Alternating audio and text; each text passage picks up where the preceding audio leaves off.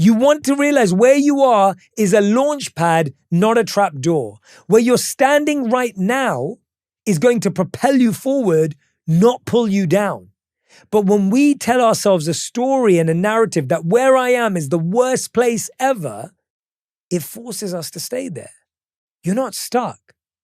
You're stabilizing. That's a part of growth. You're not failing. You're getting feedback that life didn't sugarcoat, something known as the frequency illusion. Now, we've all experienced this in our life. Think about it. Have you ever said to yourself, I really want to buy a red car or a certain make or model, and all of a sudden, all you see on the roads is that car. Every single car is that color. Every single car is that model. Now, are there more of that car on the road just at that moment in time? Are there suddenly more red cars on the streets? The answer is no. The reality is the frequency illusion is at play. Because you're consciously thinking about something, you now see it appear more than normal. We all do this. And whether it's a red car, or whether it's slightly salmon colored, or whether it's slightly dark maroon, you still think it's a red car. So when you're conscious of something, you frequently see it. Therefore, if you believe that nothing's working for you, you will notice all the signs that nothing's working for you. And if you believe that things are moving in your favor, you will notice all the signs that things are moving in your favor. I guarantee you, there was someone you smiled at yesterday and they smiled back. But I also guarantee you, there's someone you looked at the other day, smiled, and they didn't smile back. What you remembered was based on what you noticed. What you notice becomes your reality. You can either notice when people help you, open the door, take a step toward you, give you an opportunity, or you can notice when they didn't open the door, when they shut it in your face, or when there was no path forward. What we notice becomes our reality. With that, I want to dive into point 1. Stop trying to feel motivated. This is one of the biggest mistakes we all make. We want to feel motivated. We want to feel excited. We want to feel enthusiastic. What I've learned very, very clearly is that if you wait for motivation, you'll be waiting a long, long time. People who make moves don't wait for motivation. People who make progress don't wait for motivation. Actually, they do things when they don't feel motivated. That's the key to success. That's the key to discipline, is doing things when we don't feel motivated. Motivation is this myth that you need to feel ready to take action. Instead, we need to focus on building momentum, triggering momentum. The truth is, action creates motivation, not the other way around. A lot of us think that I'll feel motivated, then I'll take action. It's the other way around. Take action, and then you'll feel motivated. Now, this idea is actually backed by science. The Zeigarnik effect shows that starting a task, even imperfectly, creates mental tension that keeps us engaged until we finish. This psychological principle, once you understand it, will transform the way you live. It will stop you from waiting to feel ready. Here's how it works. Your brain remembers unfinished tasks more than finished ones. When you start something, even just a little, your brain creates a mental loop that stays open. That tension makes you want to go back and complete it. That's why it's easier to keep working after you've started, but so hard to begin. Motivation kicks in after momentum, not before. So today, don't try to finish the whole thing. Start badly. Start briefly. All you have to do is set a timer for 3 minutes, open the document, do 1 push-up, write 1 sentence. That's it. Because your mind will force you to go back to an unfinished task. If a task is not yet begun, you won't have motivation or momentum. Once the task is begun, your mind and your brain are somewhat committed to finish it. The mistake we make is we say, well, I'm going to do all of it today. I'm going to finish the whole thing today. And that becomes an insurmountable task. The weight is too heavy to carry, and we end up dropping the ball and feeling like failures. So the mistake we make is we live in one of two extremes. I'm going to do nothing, or I can't do anything because everything's against me, or I'm going to do everything perfectly, brilliantly, completely. And both of those mindsets set us up for failure. Script one video, post one podcast, just start. Once you start, the Zeigarnik effect does the rest. Stop looking for motivation. Start small. Stop looking for perfection. Start messy. Stop waiting for clarity. Start moving. Stop waiting to be confident. Start anyway. Stop waiting for the timing to feel right. Start where you are, because the time will never feel right. You'll never feel ready because you weren't meant to. You were just meant to get going. Here's what I want you to do today. Pick one small task you've been avoiding. Set a 5-minute timer and just start. Don't aim to finish, aim to begin. Momentum will meet you there. Because remember, the first thing you make won't be great. The first video might feel awkward. The first post might get ignored. The first idea might not land. The first time you put yourself out there, you'll probably cringe. You'll overthink it. You'll question yourself. You'll wonder if it's even been worth it. But remember this, the first thing you do won't be the last. Keep going. You don't need motivation. You need movement. Stop putting it off. Stop postponing your dreams and your ideas and everything you want to do. All it does is put more pressure on it. All it does is make you watch others who've already got started. The reason why people are ahead of you is not because they're better. It's because they started earlier. Just let that sink in for a moment. People just started earlier. And what happens when people start early? People judge, people criticize. When people start to do anything, everyone goes, what's that? Don't really think it's going to be worth it. Don't really think it's going to work. You break through that by making movement. Step number 2, break the brain loop. Here's what you have to do. Do something pointlessly physical. When everything else feels stuck, your brain is usually stuck in overanalysis and mental clutter. Moving physically changes everything. This is backed by science. Studies show that repetitive physical actions, walking, cleaning, showering, activate the default mode network, which improves problem solving and calms mental noise. That's from Harvard Medical School in 2015. So here, do this today. Fold laundry, you got to do it anyway. Wash the dishes, you got to do it anyway. Walk around the block. No phone, no podcast, just you and the motion. Your body can reset a stuck mind. Here's how I think about it. When your mind is stuck, move your body. And when your body is stuck, move your mind. It's the opposite. Sometimes we get so stuck in our head and we're just trying to figure it all out in our head. I'm sure you've had those moments of crashing out where you just go round and round in circles in your mind, negotiating, analyzing, feeling overwhelmed. Instead of all of that, just move your body.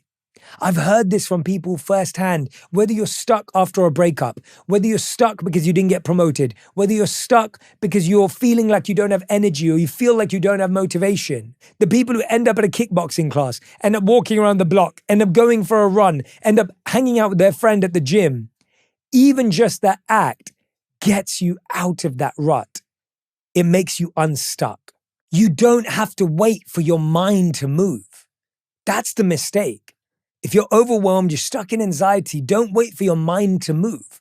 Start moving your body. I'm not saying you've got to go and become a bodybuilder. I'm not saying you've got to go and lift the heaviest weights. I'm just saying that whenever your mind feels slow, move your body faster.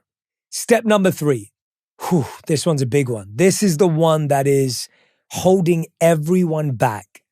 Because the number one question I get asked is, Jay, when's the right time? Is it too oversaturated now? Should I have started 3 years ago? Like, what if I start in a month? Will that be okay? Stop waiting for the right time. Stop waiting. Start before it feels safe. Stop waiting for the right time because there isn't one. There isn't one. There's a beautiful proverb that says the best time to plant a tree was 20 years ago. And the next best time is today, right? So whatever you're thinking about, those are the two choices. Should you have started a podcast 5 years ago? Yeah, probably. Should you have started that YouTube channel 10 years ago? Probably. But guess what? You didn't. And neither did I. The best time to start is now. That's what you have. I remember when I started to create content, which was in around 2016, I was 5 years behind the earliest YouTubers. And I remember everyone saying to me that I was a bit late to that space. When I started my podcast, which was in 2019, everyone said it was too saturated. I think at that time there were like 700,000 podcasts. I think today there's 5 million. So the point is, things are always going to be more saturated. Things are always going to be more competitive. There are always going to be more creators as time goes on. So it's whether you want to start now when there are 5 million podcasts or whether you're going to wait 5 years when there's 10 million podcasts, right? Which one's better? And so there's no perfect time to begin. That's a myth. The truth is the right time is a feeling that shows up after you start, not before. And this is backed by science too. The science shows that people who take action before they feel ready develop greater confidence through experience, not preparation. This is the mistake we make. We think I can prepare to avoid all learning. Preparation is important. I'm not going to take away from that. But experience is incredible. It's an incredible teacher. Your brain builds certainty from doing, not from waiting. So do this today. Choose one thing you've been putting off. Instead of asking, is this the right time? Ask, what's one move I can make in the next 10 minutes? Send the email, record the draft, fill out the form, take the first imperfect step. Readiness is not a requirement. It's a result. Stop waiting. Time won't invite you. You have to show up anyway. We've been taught to wait for the right time, to wait until we're more qualified, until we have more money, more confidence, more clarity, until the fear goes away, until we're ready, until someone gives us permission, until the timing makes sense. But here's the reality. The right time doesn't show up. You do. The timing won't feel perfect because you're not supposed to feel certain before you grow. We've been taught that good things come to those who wait. But in real life, good things come to those who move, who ask, who try, who don't wait for their turn because they know no one's handing it to them. Stop waiting for the right time. I can't say it enough. Just stop waiting. This idea that I'm going to wait for miraculous alignment. I'm going to time it in the perfect year. If you're timing it for by the time that it's the perfect year, I promise you everyone's going to be doing it that year, right? Everyone's going to be doing it that year because you've waited for the perfect year, which means everyone's going to feel it's the perfect year, which by definition creates more competition for you. Step number 3, a lot of us believe we've got to get brilliance to make a difference. And actually, persistence beats talent and talented quitters. I'm sure you've seen someone on TV before or on social media and thought, how did they make it? I'm more talented than them. I feel like I'm better than them at that. How did they make it and I didn't? Well, they didn't sit on the sidelines. They didn't quit. They kept going when the talented people stepped away, stepped back. The research shows that students with less IQ but higher grit often outperformed smarter but less persistent peers. In other words, deliberate, sustained effort yielded stronger outcomes than raw talent. Think about that for a second. There's no such thing as raw talent being naturally gifted to be successful if they don't have persistence. So if you feel like your talent's at a 5 out of 10, yeah, you should work on it. For sure, you should build it. But if your consistency is at a 10 out of 10, that's going to average out as 7.5. But let's say someone's talent is a 9 out of 10, but their commitment, their consistency is a 2 out of 10. Well, then you're going to break that down to a 5.5.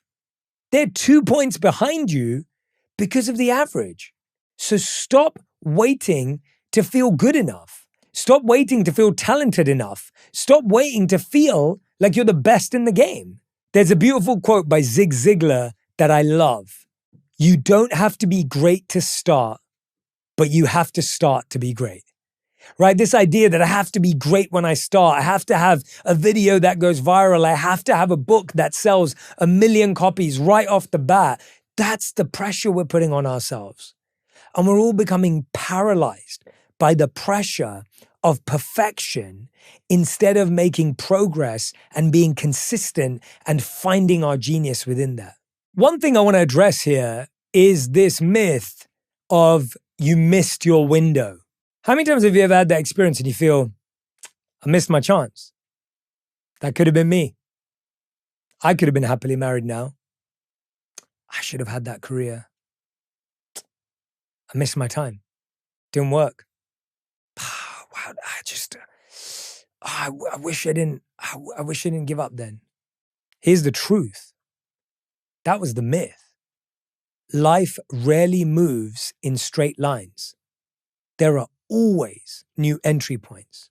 A Yale study on nonlinear careers found that people who start later in life often outperform early starters in long-term fulfillment and career satisfaction. You didn't miss your shot. You just needed to stop aiming at someone else's timeline. Think about that.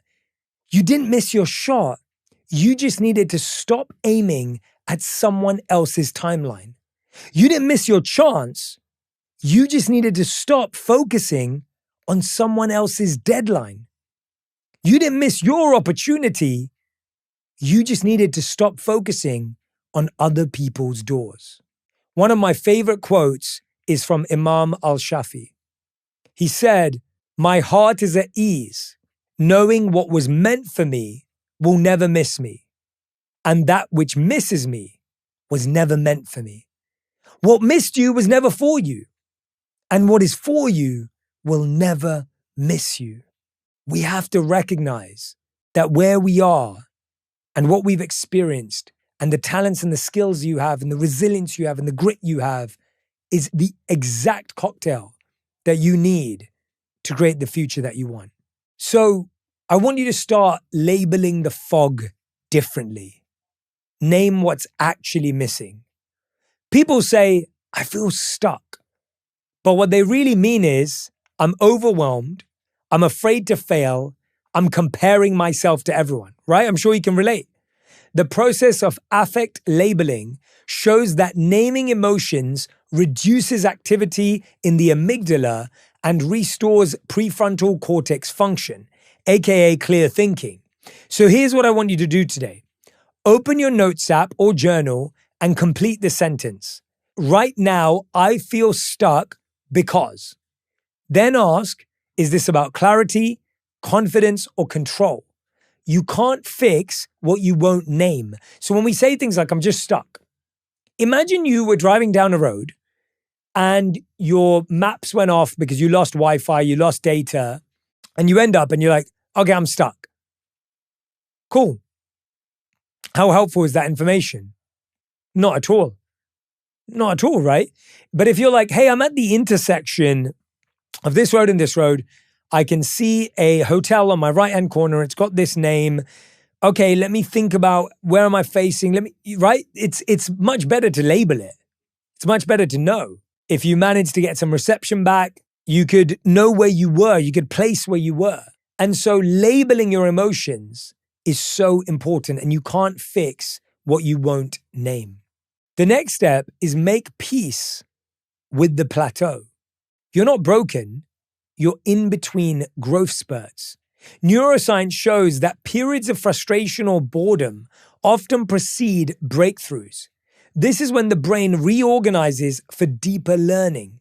So here's what I want you to do today. Ask yourself, what's the skill or mindset I'm being forced to build right now? Here's how I view my entire life.